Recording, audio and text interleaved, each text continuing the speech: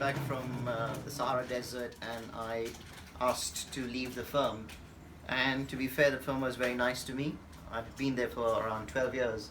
They said, okay, Raj, Yuvraj, or I'm called Raj also at times over here. They said, what do you want to do? You want to try something else? And they suggested I try something else within the firm.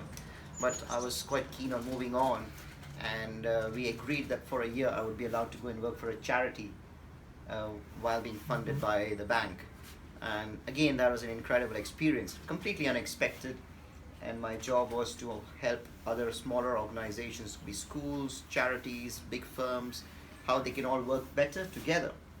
And I'll give you an example. I met a University of East London, and I met the careers team, and they said, Raj, you know, our office is in the heart of the financial district, but because our students come from economically disadvantaged background, they always do not get the best exposure to big firms.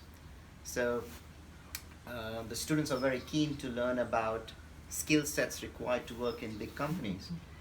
So I organized a panel discussion. We were 8 people. I had 2 entrepreneurs, online entrepreneurs. I had an economist. I had a hedge fund manager. I had a partner from one of the biggest cooperatives over here, talking to students as to these are the skills required, and this is how the process of hiring somebody is. And that led to certain other questions and lots of other workshops that I organized. So I did, I think, a total of around 50 connections, and that somehow led me to actually a Buddhist monastery in France. A friend of mine said, Raj, I think you would really enjoy going and spending some time in a monastery. So I ended up in a Buddhist monastery in France, and when I came back, I felt another change happened within, and I could really appreciate things a lot more. And I thought that's what is missing a little bit amongst a lot of my friends in the financial services industry.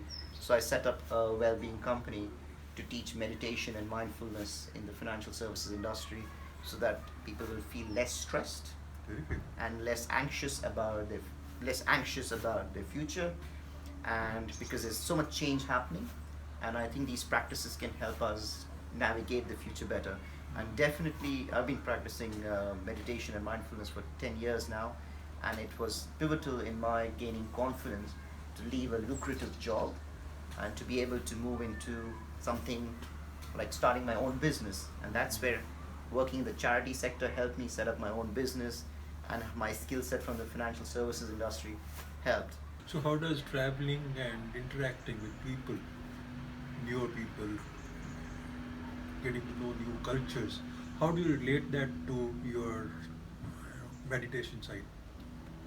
I think meditation has really helped me to open up to new ideas, to be less critical of myself and to be less critical of others. We do have like a very critical mind on the back, our subconscious, it can be very critical.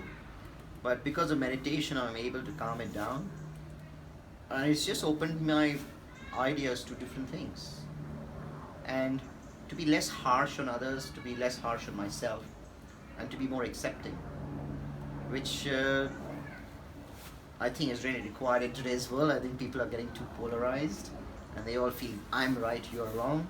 No, there is this big area in the gray. There's this big gray area in the middle, where people can be right or wrong. And I think meditation, mindfulness has helped me with that. Mindfulness has really taught me how to appreciate the small things. Yeah. Really, really helped me that. And there have been instances when I'm walking with people and I just feel I'm so lucky. It could be a hard walk. For example, when I was walking the Camino, there was one day when we walked 39 kilometers. But just being around all these wonderful people, I just feel energized by being in the moment with all these people and really feeling so lucky. We had lots of laughs. Yes, it was painful also physically, but emotionally we were so happy, mentally we were so happy. And in the end we were giving each other a leg massage to understand what pain is also. But overall it was such an incredible experience, because with meditation and mindfulness you're more there, not only physically but mentally and emotionally. A lot of people get distracted. They might be here physically, but their mind is somewhere else. But with all the meditation and mindfulness practices, you're physically and mentally, emotionally at one place. I think that's when you can fully appreciate what appreciate your experiences. So greater interaction with others and people from different cultures actually helps us become more mindful. Absolutely, Gives us because peace and makes us more feel more mindful. yes, because you're getting a totally different perspective, and it opens our minds to a totally different idea on how the world could be and how they live. I've come across people from, I'll give you an example of this wonderful person I met from South Korea. She's a doctor, very hardworking in Korea. You are expected to do really well in academics and get on with life, be a doctor. She did all of that, but she's so unhappy about it. And she said, it's up to me to do something about it. So she decided, after having been a doctor and practicing at the age of 29, she said, have had enough of that. And now she's studying developmental studies in London. I had met her while doing a trek in Myanmar. Is a place called Clow. We did a trek from Myanmar, in Myanmar, from Clow to Inle Lake. That's where I met her last year in December. And now I've met her again in London because she's studying here. But I really admire her for going against almost our culture, or the culture in South Korea, or society that said, no, now you're married, now you've got a good job, you should stick with it even if you're unhappy, get a car, get a house, get married, have babies. She said, no, I don't want that right now. I don't want that. That's making me unhappy. And now she's started to study development studies and to bring about a positive change.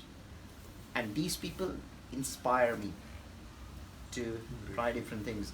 These people have opened my mind to a totally different world.